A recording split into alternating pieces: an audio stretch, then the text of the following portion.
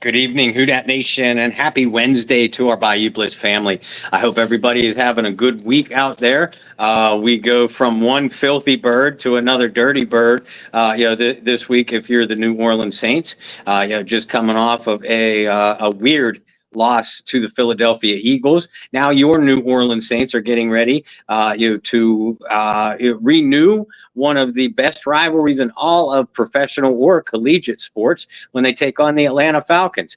To get you ready for that, I am Bob Rose, one of your co-hosts to your Bayou Blitz podcast. And joining me on another happy Wednesday evening is your other co-host, Brendan Boylan. Brendan, how are you this evening? Good. Wednesday on a Wednesday. I like it. That will not be the case next week. So, no. Go ahead and get that out of the way. We will be live Tuesday night. Next week, I get married in a week and a half. So we're having to move some things around as I travel to the most magical place on earth to become the happiest man on earth. There we go. I just created a slogan for Disney weddings. I will sit and rack in the I don't know. They're going to trademark that because I said it, aren't they? I need to trademark it first. You do. Yeah, well, I want the royalties, Disney weddings, or, at least take some off of ours. Anyway, Saints, Falcons, hate week. It's going to be fun. We have plenty to get into. Yeah. Some fun stuff to talk about, some not so fun stuff to talk about. But let's start with the fun. And as always, easy reminder, it's the greatest time of year again. Football is back. I'm getting married. It's here to, well, at least the football is here to stay till February. My wedding may only last one day, but happiness lasts forever. With that, win up to 1,000 times your money by just choosing higher or lower on your favorite players' stats, examples, touchdowns, passing yards, and more. Underdog has treated Bob and I so well. They've done a great job in helping this show, and the least we can do is turn that around and help them out, and just promote what is what is absolutely the easiest app in making picks. It's straightforward. Signing up is even easier. Just head over to Underdog's simple-to-use mobile app or underdogfantasy.com. Sign up with our promo code. You know what, Bob? We say it's the Bayou Blitz family. It's not just our show. It's their show. So you guys sign up with your promo code, Bayou Blitz. Underdog is going to give you a free pick. This week, it's Patrick Mahomes for higher than half a yard passing. You can use that on your first cash pick'em entry plus up to $1,000 in bonus cash when you deposit. That's Underdog Fantasy, promo code Bayou Blitz to claim your new customer special of a free pick, and your deposit offer must be 18 or older, 21 or older in Massachusetts and Arizona, 19 or older in Alabama and Nebraska, and you must be present in a state where Underdog Fantasy operates. Terms apply. Void in Colorado. If you're concerned with your play, call 1-800-GAMBLER or visit www.ncpgambling.org. If you're in Arizona, you can call 1-800-NEXT-STEP or text NEXT STEP to 5332. If you're in New York, call the 24/7 Hope line at 1-8778-HOPE-NY or text HOPE-NY. Bob, with that, we haven't been super great with our picks so far. No. We're very thankful for Underdog for giving us the opportunity to make some picks and share them with you guys, but we haven't done ourselves any favors this week, or not just this week, but really just at all this season. Hopefully we turn it around this week. So I'm going to go ahead and pull up a few, and just like last week, Bob, a brand new game. We'll call it Bayou Blitz's Underdog Picks of the Week. We need to find a shorter title, but that's we do. Working title. Yeah, we'll work on it. Working title. It's an interim title. Interim title. That works. So I guess we'll start with the gimme pick. I kind of teased it there. Patty Mahomes higher than half a total yard, Bob. Is it going to happen? I hope it doesn't. But I mean, but like I Aaron think, Rodgers in the Monday night game and his Jets debut. yeah. But I think you'd be a fool. I think you'd be a fool not to take the higher on this one. Patrick Mahomes is Patrick Mahomes, and this is like you said with Underdog. It's one of the easiest apps to use. And they get you started in a positive way with with things like this. So this one's a no brainer. It's called the gimme pick for a reason. It's Yeah. a gimme. All right, we'll actually get to some harder ones, Bob. You ready? I still think this is low. However, we'll see what you think. Derek Carr, higher or lower than 222.5 passing yards against the Atlanta Falcons? Well, I mean, in 3 weeks, Derek's hit that number once. So it's 222. You said 222.5. 222.5. I think I'd go higher. I believe the Saints are going to have to rely on the run, a little bit, but I could see some big plays out of Carr, Olave, Shaheed. And I definitely expect a much sharper Derek Carr in this one. So, I'm going to go higher. We're going to go to kickers because kickers are people too, or kicking is for losers. It depends. It depends which way you want to go. We're going to go with both kickers in this matchup.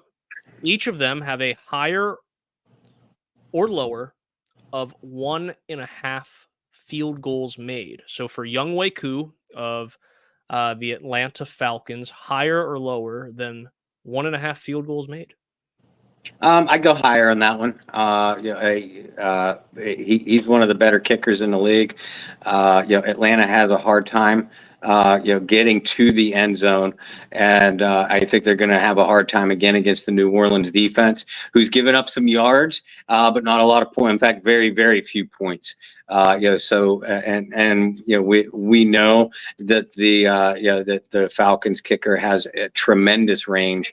We found out, unfortunately, the hard way, with a few game-ending kicks, against the New Orleans Saints. So I'm going to go higher on that one. Shout out to Younghoe Koo, be the only Falcon we shut out this whole week, maybe this whole season, ever. But shout out Younghoe Koo, a fellow Korean American from New Jersey. I don't find a lot of those, so shout out to Younghoe Koo. He also made remember, he was in the XFL before he joined the NFL. Yes. So taking advantage and working his way up using those leagues to his advantage. So shout out Younghoe. Blake Groupie, same, higher or lower than a field goal and a half? I feel pretty confident in going higher in this one too. I do expect a better point production from New Orleans this week, but it might not be touchdowns. Groupie's looked a little bit shaky, missing an extra point 2 weeks ago. And then clanging a field goal last week. But in general, I think he's a pretty solid kicker. I'm going to go higher on this one too. All right, final one. This one's fun.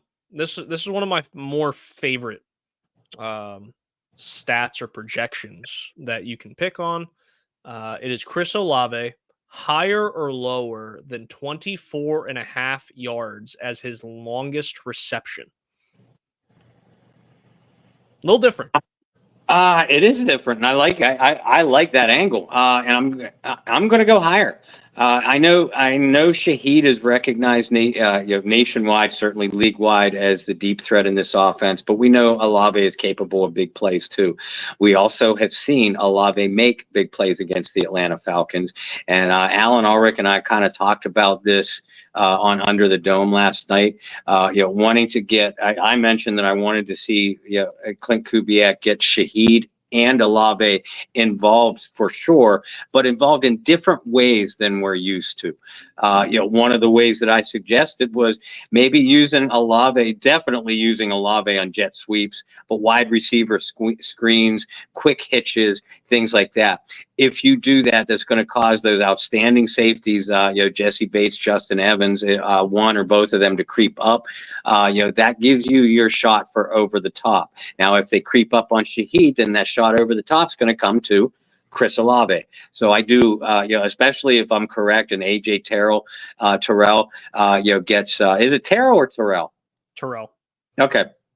If AJ Terrell gets Olave more often than not, which I think is what's going to happen, they'll try to bracket, Shaheed over the top with those safeties. So I believe the downfield shots are going to be there for both wide receivers, but I could see it happening to Shaheed. So yeah, I'm going to go higher than that 24.5 listed on Underdog. There you go. One player that isn't listed yet on Underdog, and I'm slowly waiting, is Taysom Hill. And that's a good segue into the injury report, the most updated version of that. I only say that because if there's an option for higher than half a touchdown for Taysom Hill, I think I'm going to take it because his career against Atlanta is phenomenal. Yes, sir. Now, missed last week, was not super heavily involved the first 2 weeks, but Taysom Hill shows up to play the Atlanta Falcons. So I think I would take it if that ends up popping up. But Bob, Taysom Hill was one of the bigger names to watch, along with Demario Davis, Cesar Ruiz on the injury report this week. Obviously, Eric McCoy is going to get moved to IR. He's going to miss some time. That certainly hurts New Orleans. It would hurt even more if they miss Ruiz as well. Let's get everybody updated on the very latest. There's Bob's handy dandy notebook, looking like Steve from Blue's Clues. You don't have the red thinking chair, but you got the black pondering chair. There we go. It is the Wish version or the Walmart version of the Blue's Clues chair. So Bob, take it away. There actually has been some good news. I know Nick Underhill and some other writers, ourselves included, kind of teased yesterday that the injury report was going to look like a CVS receipt, or I joked a Walmart receipt. Basically, the Saints Wednesday injury report, first of the week, looks like this. Did not practice. Alvin Kamara listed as hip and rib injuries. Demario Davis listed with a hamstring injury. Cesar Ruiz listed with a knee injury. Alontae Taylor listed with an illness. Limited practice. Kalen Saunders is back, or at least almost back. Kalen Saunders was on limited duty at practice today dealing with that calf injury. Tackle guard Landon Young also limited because of a foot injury. And full practice duty, number 7, Taysom Hill. He's back. Now, before you Saints fans start going all in a panic over Kamara, Demario, Ruiz, it's Wednesday. A lot of veterans get Wednesday off of practice altogether, listed as a rest day or whatever. Those are the days where the players that did get banged up, definitely sit out because they're getting treatment. They're getting treatment, Tuesday and Wednesday. If you see those guys, any or all of those guys, as a DNP, did not practice on Thursday, then you start to get worried. And obviously Friday is listed as the final injury report. So I'm not too worried yet. I'm worried about Demario because by the end of Sunday's game against Philadelphia, he looked very labored in his movements. He didn't play that well against the Eagles to begin with. So I don't know, if that was his hamstring bothering him throughout the afternoon, if he injured it during the game and it just worsened. Ruiz, same way, or same scenario. Ruiz, left the game with a knee injury early in the fourth quarter, came back. He played so poorly, I didn't even realize he'd come back until John Hendricks told me, yeah, he just missed like a series. So those guys missing didn't surprise me. Alvin, hip and rib injuries. Again, all of them worth keeping an eye on for sure. But I would expect at least a couple, at least two of those three players to be on limited duties tomorrow at practice. So yeah, I mean, don't go ruling them out yet. This is a very standard, DNP day. Wednesdays are, for veterans that are getting treatment or got nicked up a little bit in the previous week's game. And Taysom Hill back to full duty. I think that's outstanding news. Because like you said, Brendan, Taysom's good against almost everybody, but he's a Hall of Famer. When he goes up against the Atlanta Falcons. Absolutely. You know what? I'm gonna pull him up in the background just to see his all-time stats against the Atlanta Falcons. Because of the injury to Eric McCoy, the Saints signed Shane Lemieux to the active roster. Bob, I'll ask you this: if Ruiz is not able to go in this one, what is your projected starting five, if you will? The basketball term. What's your projected starting five for that offensive line? I saw the roll of the eyes. I saw the shrug of the shoulders. I saw your soul leave your body when I asked you that question. But nonetheless, Bob, what would that starting lineup look like? I think we can already make the assumption of who's going to be starting at center, but those guard positions would be huge question marks. Yeah, they will, and there'll be two new starters because I believe whether Ruiz can or can't go, I believe that Lucas Patrick is going to probably be your starting center, at least this week against the Atlanta Falcons. And then if he plays well there, he'll probably remain at that spot until Eric McCoy can come back. So that forces you to replace one of the guard spots. If Ruiz can't go, then obviously you have to replace the other guard spot. I believe that Shane Lemieux was brought up just for insurance purposes, because if any of you watched Lemieux play during the preseason, my God, I'm feeling nauseous and my skin is clammy just talking about it. So yeah, I mean my projected starting five, if Ruiz can't go, you're going to be your tackles still Fuaga on the left side, Penning on the right side. As I mentioned, I believe that Lucas Patrick's probably going to get the nod at center. Which means that Udo will probably get the start at left guard. That's where he came in and played when Patrick moved to center once McCoy left the game on Sunday. And your right guard will most likely be Nick Saldiveri, who came in during the handful of plays that Ruiz was out for, against Philadelphia. That leaves Landon Young as your swing backup at both tackle and guard, and Lemieux as your emergency, dear God, no, I have to play him, center answer if something happens. I want to go back to what I was saying with Taysom Hill in his career against the Atlanta Falcons. Now, please note that there were two games for Hill in 2017 where he did not record rushing yards or receiving yards, simply because that was very early on in the Taysom Hill experience, and he was a full-time special teamer at that point. So since 2018, Taysom Hill has racked up a career total of 438 rushing yards against the Atlanta Falcons. He has 4 rushing touchdowns to go with 100 receiving yards and a receiving touchdown. That does not include the passing stats for Taysom Hill in the games he started at quarterback against the Atlanta Falcons. I will happily pull those up here in a moment for all of you. Here we go. In 2 careers, he started 2 games against the Atlanta Falcons at quarterback, and his total numbers against the Atlanta Falcons at quarterback is 702 passing yards, 4 passing touchdowns with a passer rating of 122.2. So to say Taysom Hill has had a good career against the Atlanta Falcons, I think is almost an understatement. I think he's had a great career against the Atlanta Falcons. There's also, nothing against Taysom Hill, because personally, I actually enjoyed the Taysom Hill at starting quarterback experiment probably a little bit more than I should have, simply because it was different. And I have been an advocate for a quarterback who has any sense of mobility to play in New Orleans for a long time.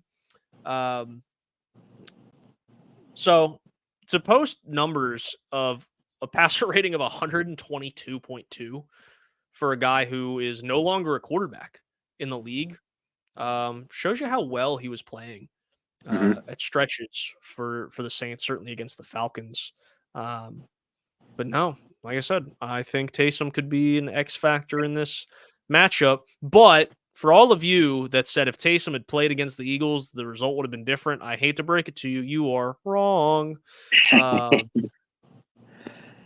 I don't think he would have made that much of a difference just based off of the vanilla play calling and all that. If you guys want to hear a little bit more about last week and the complaints that Bob and I had with the offense, you just head to Spotify and you listen to our post-game wrap-up that was posted on Monday morning, and you'll get a little bit more of a feel for why we feel that way. Bob, you went over the injury report. There hasn't been a lot of games that DeMario Davis has missed since he became a New Orleans Saint. You could probably count them on one hand. That's not me. I want to say 3, possibly 4. I can't believe it's many more than that, if any more than that. And that's without me looking it up. But I think it's safe to say, like Bob said, it's less than one hand, or no more than one hand. To count the games he's missed.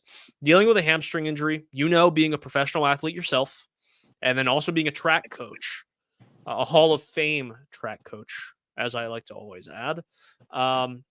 Soft tissue injuries are tough. They're tough to manage. They're also they're tough to really measure progress until you really go try to push it, which is scary because when you push it, you could certainly have setbacks. Exactly. So in a situation like this, let's assume DeMario Davis doesn't play in this game. We saw one drive of that, maybe 2 drives of that against Philadelphia where it was Pete Warner and Willie Gay exclusively. Are you confident with that group facing an NFL veteran quarterback in Kirk Cousins? I know how you feel about Kirk Cousins, so just bite your tongue there for a second. And also a dynamic running back in Bijan Robinson. Do you feel comfortable? You can throw Kyle Pitts in there if you want. Because, look, Kyle... I only laugh because Kyle Pitts is one of those guys that is like...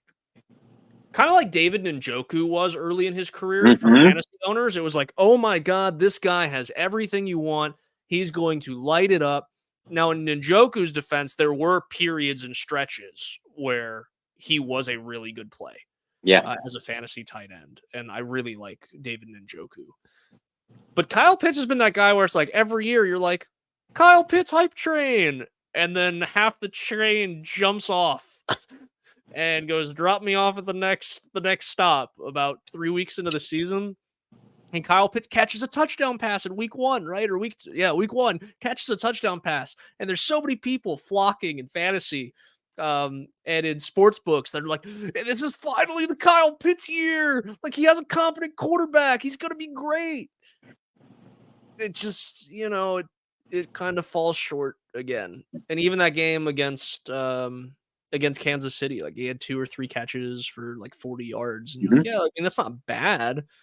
But he's like continuously this guy that you think has the measurables, has the speed, is a matchup nightmare that should be like, I mean, it's a high standard, but from a physical standpoint, you go, there's no reason why this guy should not be, shouldn't be in that same conversation or same stratosphere as like early in the career Jimmy Graham or like early in the career Gronk, and continuing to grow as a potential like Pro Bowl tight end. And he just hasn't done that. So that's why I'm keeping him off that list. That was a very long-winded way of saying this is why he's not making that list. Yeah. But when you have guys like that, are you comfortable, with Willie Gay, a guy that you and I really loved as an offseason signing, and then Pete Warner, who I have to give him his credit. I remember we were both very critical of his ability in pass coverage when he was drafted.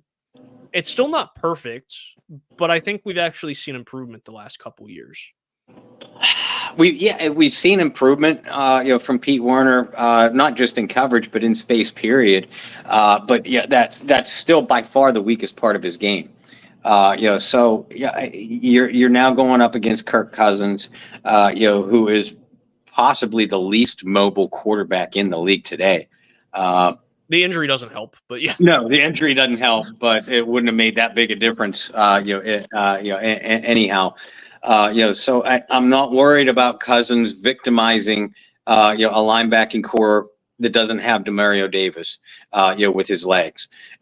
Can Kirk, move around a short zone coverage with his eyes, with his head movement? Yeah, he can, but he usually doesn't beat people that way either. So, it's not the Kirk Cousins part of the matchup that scares me if the Mario Davis can't go. It's, who. What did the Saints have trouble with last week? A dynamic running back in Saquon Barkley that can beat you in multiple ways, and an athletic pass catching tight end that can beat your defense at all three levels in Dallas Goedert. What are the Saints playing this week? An athletic pass catching tight end that is capable of beating your defense at all three levels in Kyle Pitts, and a dynamic running back who can beat you in multiple ways in Bijan Robinson. You need a Demario Davis, especially against a running back like that. And no disrespect to Pete Werner, who has outstanding awareness and is as physical inside the tackle box and around the line of scrimmage as any linebacker in the league. But again, weak and vulnerable in space. Willie Gay, I still stand by what I said about loving the signing, but yeah, Gay hasn't shown it yet. He hasn't played. He's been limited with a back injury early on. I don't know if that's still affecting him or not, but he's not getting the reps that I thought he would, A, and B, when he's on the field. Now, he did have a fumble recovery against the Eagles. And early in the game, I was kind of patting myself on the back. I'm like, that was my defensive X factor, folks. But that's all he did. Gay did very little the rest of the game, and you needed him to step up. When Demario, especially when Demario missed snaps. But if Davis was dealing with that hamstring injury earlier in the game than that, you need a guy like Gay to step up. And like I said, so far he hasn't done it. So, again, I'm not worried about the Kirk Cousins part of the matchup. Davis is helpful in that aspect, but you're not going to lose a game against Kirk Cousins because you have Pete Werner and Willie Gay at linebacker. You could lose a game against Bijan Robinson if you have Pete Werner and Willie Gay at linebacker. So that just puts the onus on the defensive line that much more to win their matchups up front, stay disciplined, get penetration to disrupt plays, running and passing, in the backfield for Werner and Gay and whoever is playing linebacker to be that much more effective. My thing is, will the Falcons use Bijan Robinson correctly? Right. Like, as much as the Kyle Pitts thing is kind of this joke, but it's also not, because it's like, well, when is Kyle Pitts going to be like unleashed? It's the same thing with Bijan, different coaching staff than last year, but there are still times where I go, in the little bit that I've watched the Falcons, and certainly that Sunday night game against Kansas City, I'm like looking at them going, what are they doing? Like, Bijan is this guy that was, and especially in today's NFL, it's really hard to be a running back prospect going into the draft, having as high of a grade as Bijan did, and then ask not just Bob and I, who I would respectfully like to think cover the draft as well as many, if not most, local people. But like, national media are like, we haven't seen a prospect like Bijan since Ezekiel Elliott. And Zeke, say what you will about Zeke now, but Zeke at the start of his career was everything Zeke was advertised to be. Oh yeah. And running backs have short shelf lives, and they have very short primes. And yes, we are not Falcons fans on this show by any means, But it kind of hurts to see a running back like the first year and some change of their careers be like, okay, like what are we doing? Now Bijan, great pass protector. They utilized him very well against Kansas City in that standpoint. But there were just so many times it's like, just get Bijan the ball. Yeah. Just get Bijan the ball. Like, create opportunities for him. You know, it doesn't have to be anything fancy. It can be something you draw up in the sand, playing in the backyard. Like, just throw a swing pass and just Uh-huh. let Bijan go. Oh, he took a swing pass 70-something yards for a touchdown against New Orleans last year. Yeah, and it's just one of those things where I'm like, I don't get it. You know? Yes, you can hand the ball to him as many times as you want, but I think for me, as a football fan, it's frustrating because they refuse to throw him the ball in space. Like, it's checkdowns and it's this and that, but they don't utilize them the right way. And like you said, this is an opportunity against Pete Warner where I think there's going to be a matchup problem there. Willie Gay, a little bit more athletic, I think, would pose some different problems for Bijan, or more so than Pete Warner. Like, there's an opportunity on paper, as we like to say. Got to throw our on paper in for this episode.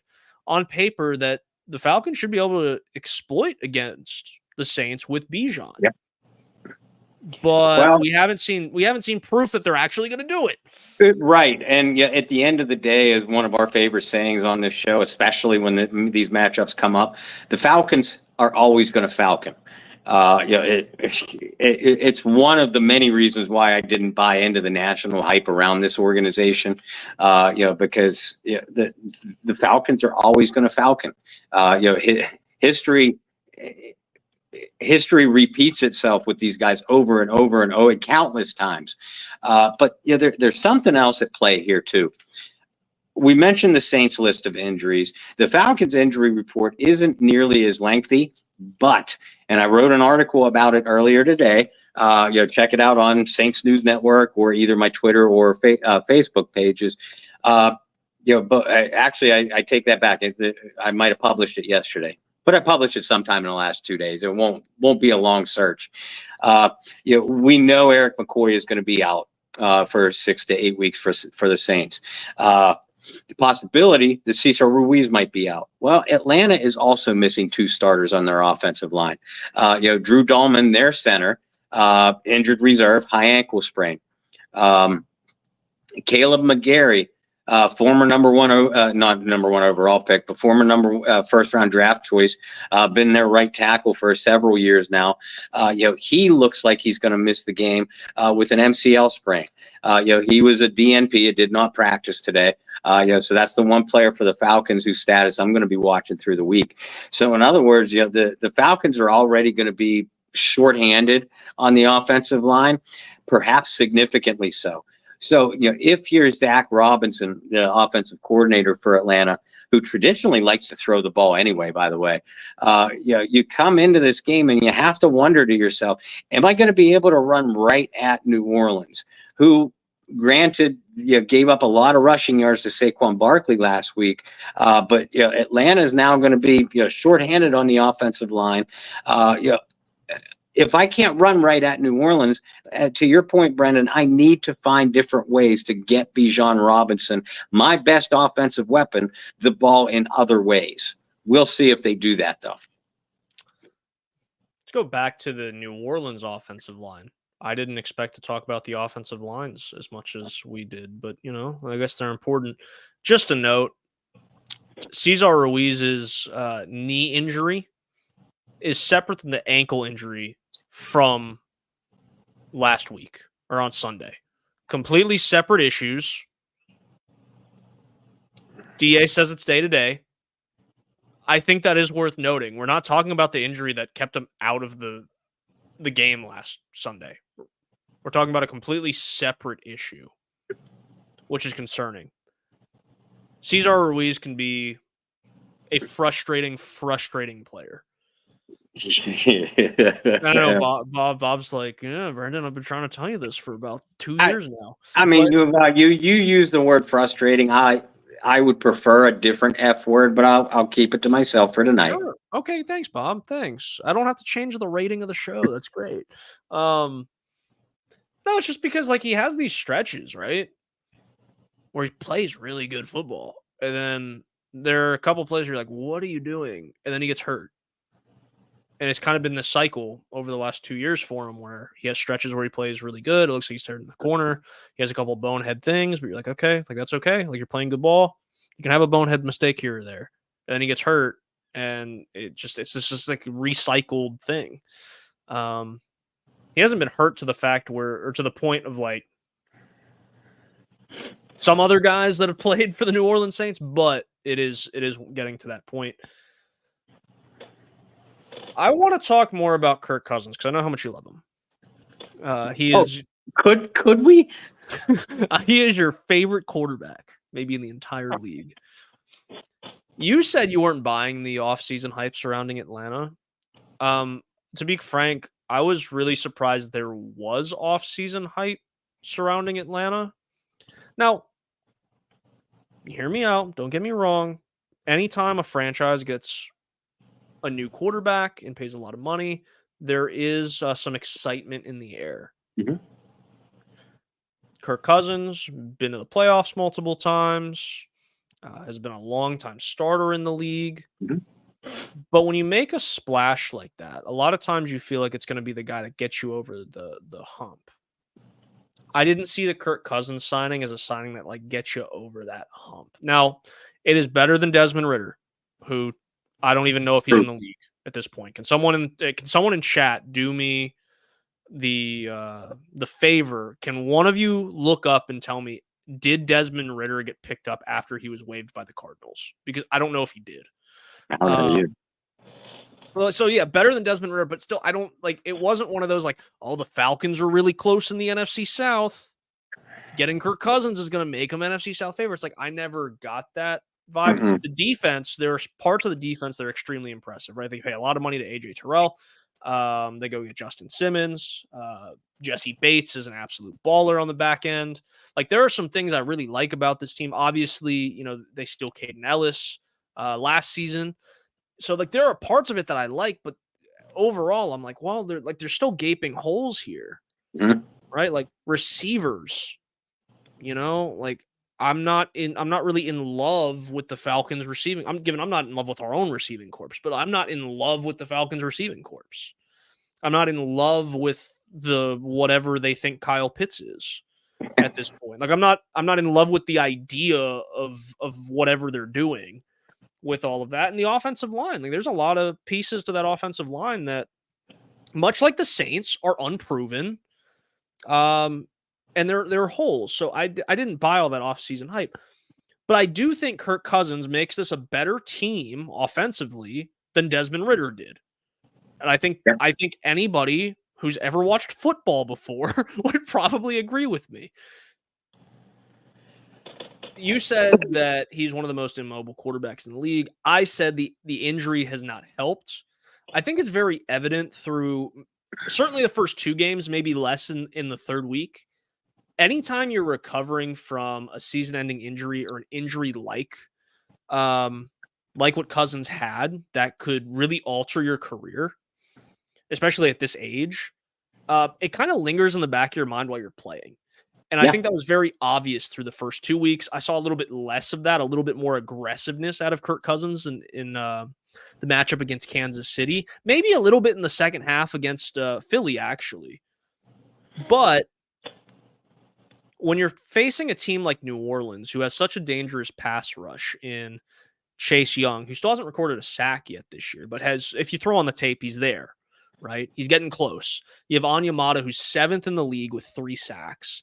And you have Cameron Jordan, who's seeing a lesser role this year, simply because of the talent the Saints have, but a guy that is going to be a Hall of Famer and has over 100 career sacks. When you face a group like that and you're immobile, in the back of your mind, you don't want to get hurt. You don't want to mess it up again. Like, how much do you think that's going to be the mind of Kirk Cousins playing in? Is it fair to say, like, his first big rivalry game as an Atlanta Falcon? As a Falcon, it's definitely his first big rivalry game. I mean, yeah, he's been in that kind of atmosphere with the Vikings against the Packers and et cetera. I I agree with what you said about it playing. It affecting a veteran, this kind of injury affecting a veteran more so than a younger guy.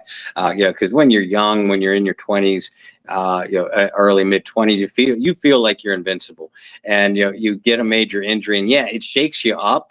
But once you feel like you're back in the flow, it doesn't take long to get back in the flow, and then you're as good as new. A veteran, as you said, that the end is far closer than the beginning. So you do actively wonder, is this next hit going to be my last? Am I going to be even close to what I was before the injury? I don't think. I think those two things play heavily on a veteran's mind. I don't think it's necessarily in their mind from play to play. I'm afraid to get hit or anything like that. But that kind of mindset, it just naturally affects your play, and affects your mechanics. And what I see from Kirk Cousins, and I've seen a lot over the first 3 games, I see him throwing off his back foot a lot. Which causes any quarterback to sail balls. Kirk tends to sail ball passes anyway.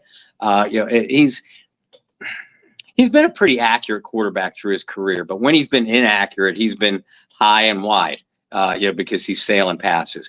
I'm seeing him sail more passes this year so far than really at any point that I have seen during his overrated NFL career. So you do wonder whether it actively plays on his mind, or whether he's not physically, whether it's more of a mental thing, he's mentally not 100% yet, or whether it's a physical thing that Achilles isn't 100% yet. But again, you're going up against a Saints pass rush who already has several sacks this year, should have several more. You mentioned Granderson, you mentioned Cam, you mentioned Chase. You didn't even mention the blitzers, and Brzee. And again, I go back to what I said before. You're without Dahlman, your guy in the interior, and you're probably going to be without McGarry, your guy on the right side, which by the way is most likely the side that Cam, the Falcons killer, is going to be coming from when he's in the game.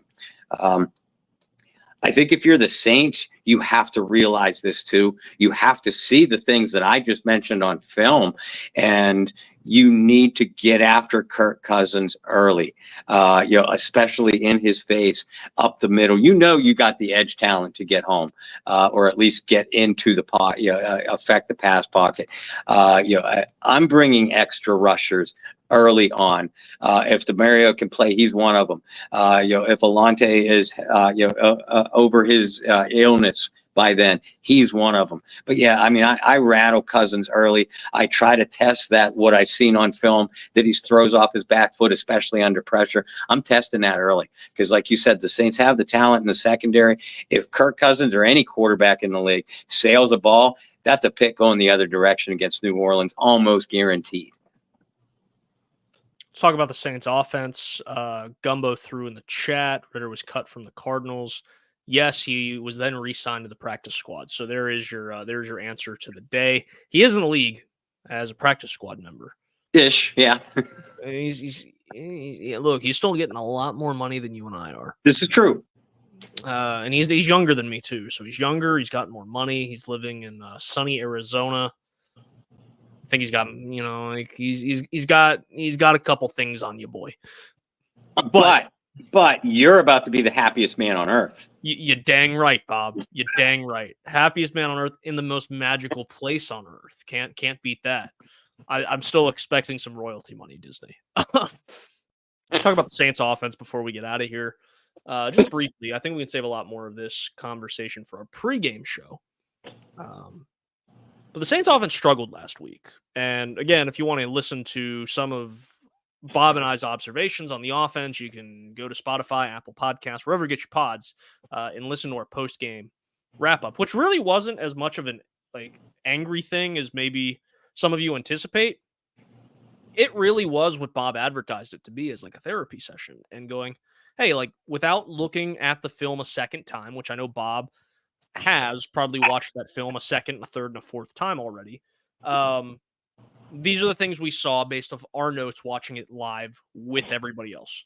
And one of those things for me was, and I brought it up earlier, was the vanilla offensive play calling. Kamara getting handed the ball 26 times, not something I really liked. I mentioned I like the idea of him getting the ball in his hands that much, but maybe not running the ball up the middle about 8 to 10 times with Alvin Kamara. I was very frustrated with the lack of use of Jamal Williams. With all that, Bob, one of the biggest points that you and I made is we needed to see a receiver step up. And that was something that we have been advertising for this team since training camp, maybe even mini camp, is, hey, look, your number one and your number two pretty solidified. Your number two is Shaheed. You're going to have your ups and downs simply because when he was initially brought into the league, kind of like Deontay Hardy, we didn't expect him to kind of evolve into being like a potential every down receiver. Now, Shaheed has surpassed what Hardy was, but Hardy, and you and I have said this a lot when it came to Deontay and his time in New Orleans, was a better route runner than a lot of people gave him credit for, and he really worked on that. But you're going to have ups and downs with Shaheed just because it's not learning a new position, but it is having to almost relearn playing receiver, but relearning it at a level of the NFL and not college. So there's going to be hiccups. But you're 1 and 2 solidified. We really needed like a number 3 to step up. And A.T. Perry's been hurt. And Cedric Wilson hasn't shown us a whole lot. And Mason Tipton's on the roster and surprised a lot of people as an undrafted free agent. We love that. But if you throw on the film and you throw on the snaps that he gets, you know why he made the roster. And it's because he's hard-nosed, hard-working, and he throws blocks downfield, which you absolutely love as a receiver. Those are the things. Young receivers at home, like high school receivers, that's how you make a team, right? Yes. Do the dirty work. You do the things that don't show up in the box score. And Mason Tipton's an absolute awesome example of that. So on Friday night, when you don't feel like sprinting an extra 10 yards to throw a block for your running back, you remember Mason Tipton made the team because he did things like that. Dang it. But we haven't really seen anything. And then Bub Means, has been injured as well. So going into this game, you don't really know what you have, right? You don't know who's going to be healthy. You don't know who's going to play. What do you need to see out of this offense, Bob? Whether it be the receivers, whether it be a change of play calling, whether it be seeing other backs outside of Alvin Kamara involved. Like, what are the things that you need to see change for this offense to be successful, even with the injuries to the offensive line? Well, until a third pass catcher. We should really say fourth because, by the way, Alvin Kamara should be your third pass catcher. Use him. I'm glad you said pass catcher. Use him. Because we didn't talk about Juwan. We didn't talk about Foster Moreau. So that's a great point. If we're going to vilify Cedric Wilson, Mason Tipton, Bub Means for not making plays, then we need to vilify equally Foster Moreau and especially Juwan Johnson for not making plays. I know it's come out in the last couple of days that, hey, maybe Juwan's on a pitch count because he's not 100% healthy with that foot yet. Okay. He got, I think, 28. Juwan Johnson got 28 snaps on Sunday. Was not targeted in any of them. Now, I'd be willing to place a sizable higher lower bet on underdog that all of those 28 snaps were not running plays. So what's that tell me? That tells me Juwan Johnson is not getting separation, just like Foster Moreau, Cedric Wilson, Bub Means, Mason Tipton are not getting separation. So until any of those guys and or A.T. Perry, if he's given a helmet to get back in the game, if none of those guys are going to give you what you need, then you have to rely on Olave, Shaheed, and Kamara. I know that's a duh statement. That's a no-brainer. Of course you have to rely on them. Well, if you're going to have to rely on them and the defense knows that you're going to have to rely on them, then you have to manufacture different ways to get them the ball. One of the ways that I suggested in our post-game show on Sunday, we taped it Sunday night. So on Sunday was, why didn't we see any jet sweeps from Olave or especially Shaheed? Well, when I went back and watched the film, I saw why. They'd have gotten killed by Jalen Carter because they couldn't block him. The Saints couldn't block him. So, it makes sense to not run jet sweeps to a guy that's never going to get around the corner anyway. But yeah, again, you could have lined up Shaheed in the backfield, threw him a swing pass or a wheel route on the run. They were bracketing Rashid over the top all day, not allowing him to get downfield. So you let Philadelphia take him out of the game, Clint Kubiak, because you didn't do different things to get him the ball. Olave had a good game against Philadelphia, but you could have freed him up some more, by running him in motion a little bit more than what you did, which was next to none. Kamara had that beautiful reception against Zach Bond, one of his 3 receptions on the day, one of his 3 targets on the day. If I have an Alvin Kamara going up against Zach Bond, why the hell am I only throwing him the ball 3 times? Especially when Juwan Johnson's not getting separation, Foster Moreau's not getting separation, Cedric Wilson's not getting separation. So yeah, I understand the struggles that you had up front. That limited your play calling to a certain extent, but you could have still done different things. More motion. More max protect and isolation plays to your guys on the outside. And then, like I said, I mentioned more motion, run Shaheed out of the backfield. I'm not saying this like it's a novel concept because we saw it happen in the first couple weeks. Rashid got the ball a couple of times that way. So we thought, okay, more of this is going to come. And instead you got less on a day that your offense couldn't do anything. That was the biggest problem that I had that day. But yeah, I mean, if you don't have a third pass catcher stepping up, then you have to figure out different ways to get Shaheed, Olave, and especially Kamara the football as often as possible. I think the biggest thing for me is the inability to trust what you have, right? Like, at the end of the day, and you know this, coaching sports, a lot of you guys listening, watching know this, playing sports, coaching, having kids play, etc., is you have to trust 1 through 53 on the roster, right? You are only as good. Go ahead and finish it, Bob. You are only as good as your worst player. There you go. See, Bob knows the saying. Without us talking about it, I can prompt it. He knows it. You guys know it at home. You have to trust a little bit. That doesn't mean you have to throw Derek Carr in these 5-step drops. Like you could throw him in 1, 2, 3 out. You could throw him in 1, 2 out. You could do the classic Drew Brees to Mike Thomas, like half of a step outside of snap under center and just getting it out. Like you can get creative and do things like that. I understand not having like a true third pass catcher hurts.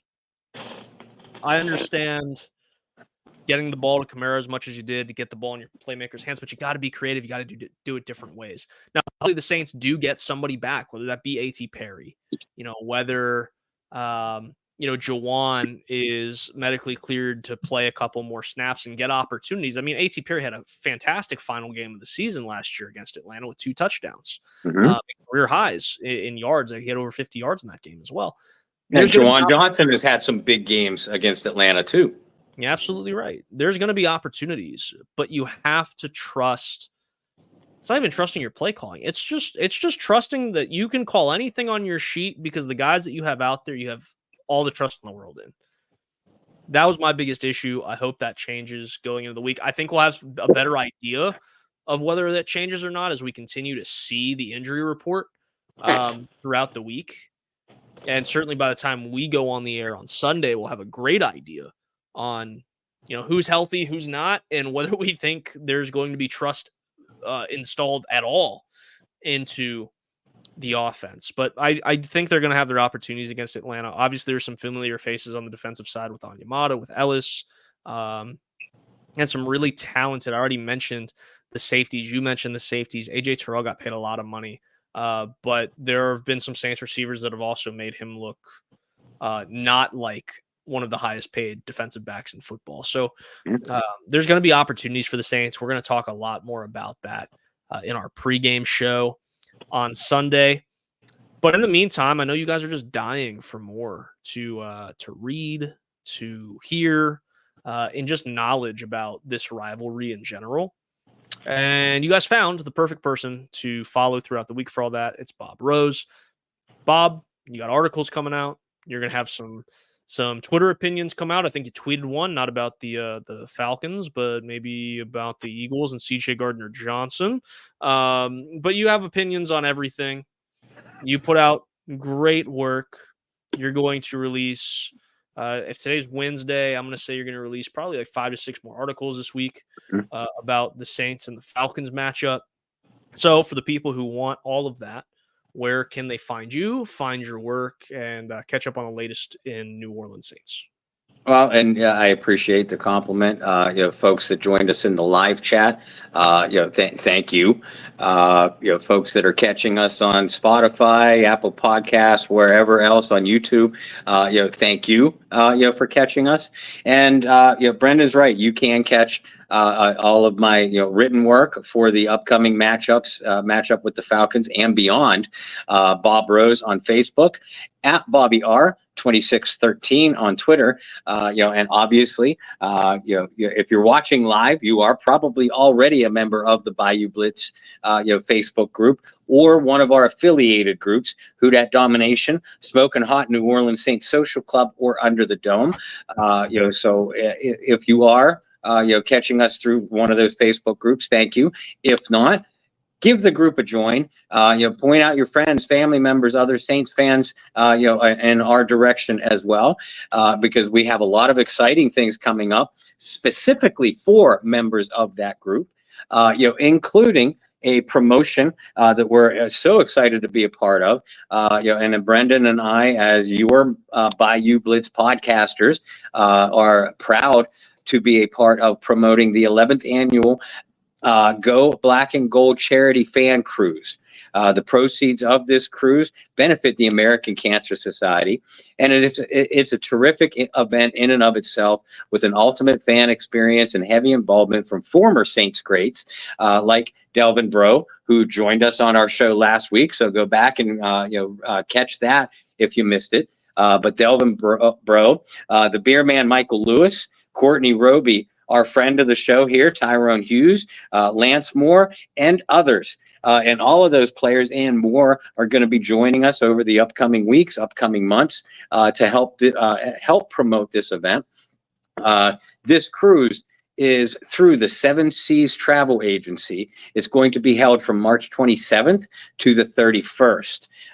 For spots on the cruise, or just to donate to the cause, which in and of itself is a worthy cause. Contact Shireen DeWalt through the Go Black and Gold Celebrity Charity Fan Cruise Facebook page, or the Bayou Blitz Facebook page, or our other affiliated groups. And for myself, you can follow me virtually everywhere at BT Boylan.